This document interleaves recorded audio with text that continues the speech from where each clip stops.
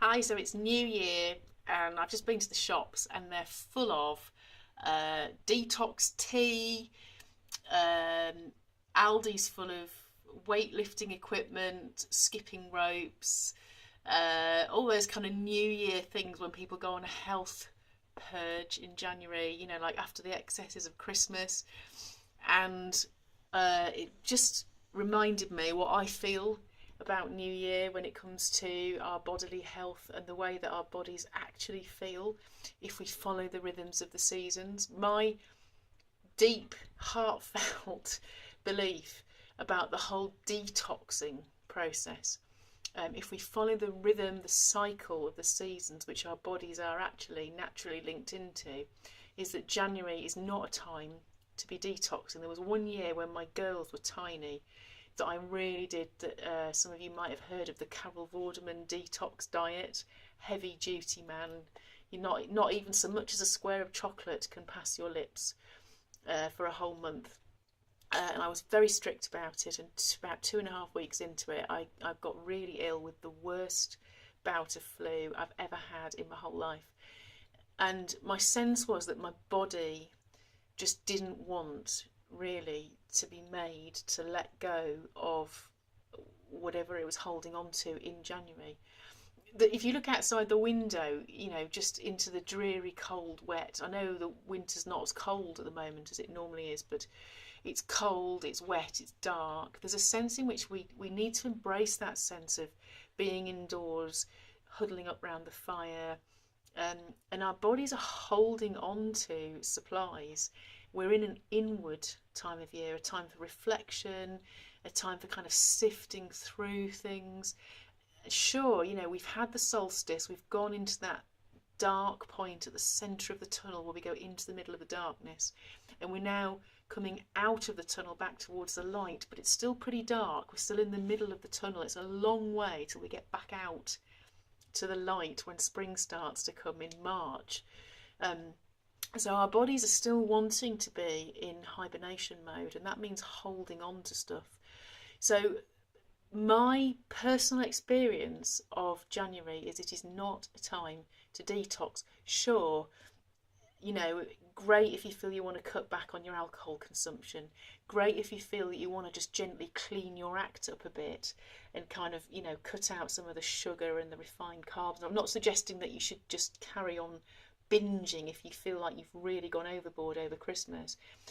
Get things back in balance, but don't think in terms of a huge purge, a detox. That's my sense of it anyway, because our bodies will want to do that come spring. There's a time when the nights start getting lighter, when nature is waking up again in March, when it becomes the right time, and our bodies are ready for that, and they will embrace the opportunity to purge and to let go and to detox. And that comes very naturally, very easily in the spring compared to now.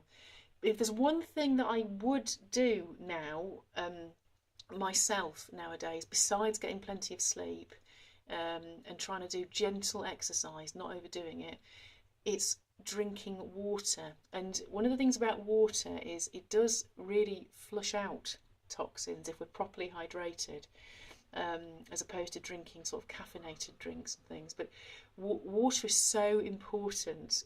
When a body is properly hydrated, it functions completely differently.